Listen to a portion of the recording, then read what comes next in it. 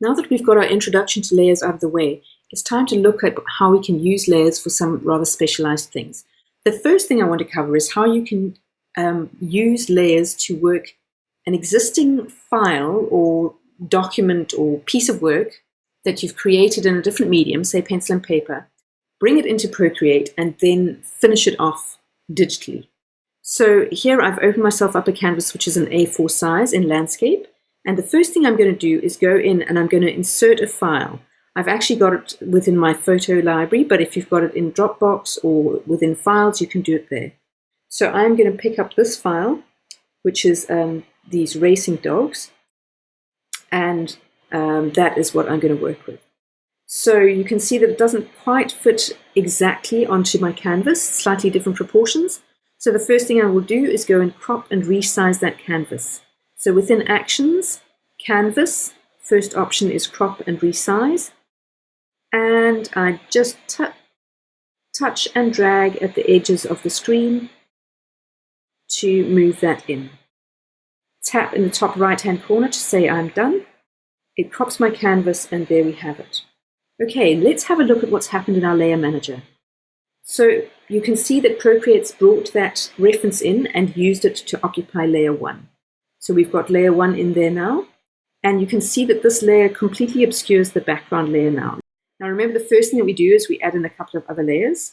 Layer number 1 is always the sketch, so let's call it sketch. You could also call it reference if you wanted to, but let's be consistent.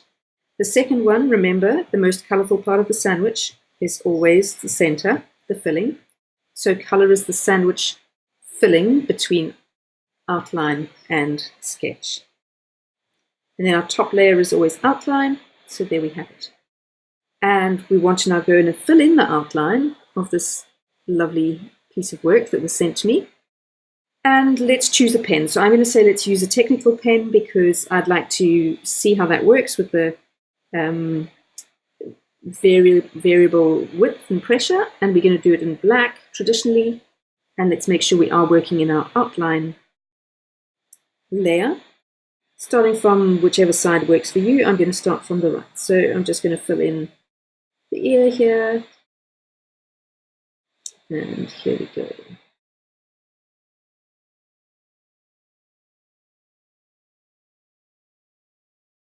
And it can be a little bit frustrating when you first start working in Procreate. You have beautiful references that you bring in, and then they have a whole lot of texture and depth and so on when they come in as pencil work, and then you come in and do the line work, and suddenly it feels like you lose, the line work can feel a bit too crisp and clinical. It doesn't have the same character and roughness that you originally managed to achieve. And it's just a matter of practice trying to get the effect that you want in Procreate. So I'm just literally working this from a reference that was sent to me. And I'm not going to do it all to get all of it because that would be very, very dull for you to watch many, many minutes of me doing this work.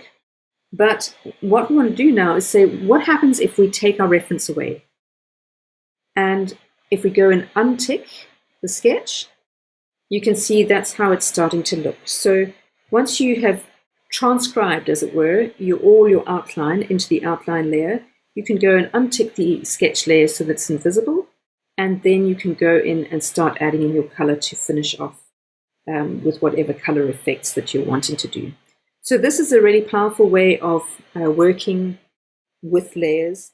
And there's also a similar way that you can work with layers if you want to use a photograph as the basis to jumpstart work that you're doing. And this is a perfect example of that sort of thing.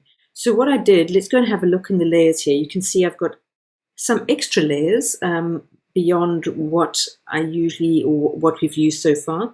But layer 1 is the one of interest. So that is where, in our previous example, earlier on in this video, I introduced the picture of the dogs, which had been scanned in and sent to me as a file.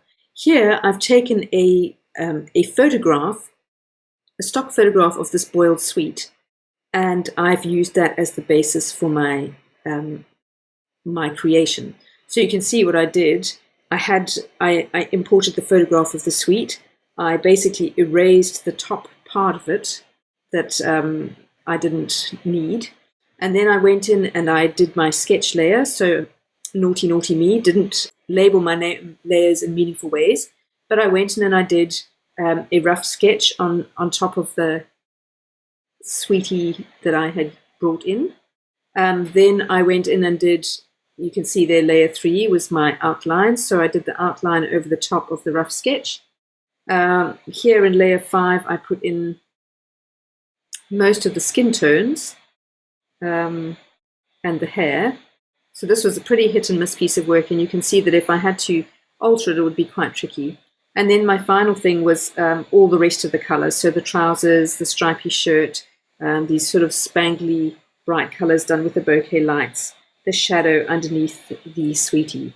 So you can see that I used this layer, individual layers, very powerfully to create something which worked well. So let's go for sweetie.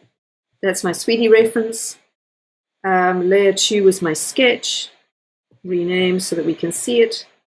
Sketch, outline right on top. Yes, I did put the outline right on top.